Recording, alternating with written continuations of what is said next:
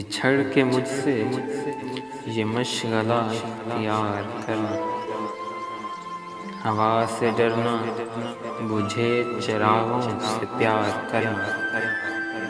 کھلی زمینوں میں جب بھی سرسوں کے پھول مہکیں، تم ایسی رت میں صدا میرا انتظار کرنا، جو لوگ چاہیں تو پھر تمہیں یاد بھی نہ آئیں، کبھی کبھی تم مجھے بھی شمار کرنا، کسی کو الزام بے وفائی کبھی نہ دینا، میری طرح اپنے آپ سوگوار کرنا، تمام وعدے کہاں تلک یاد رکھ سکو گے، جو بھول جائیں وہ عہد بھی استوار کرنا، یہ کس کی آنکھوں نے بادلوں کو سکھا دیا ہے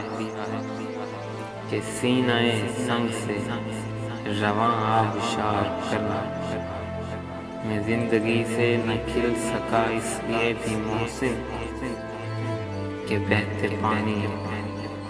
کب تلک اعتبار کرنا۔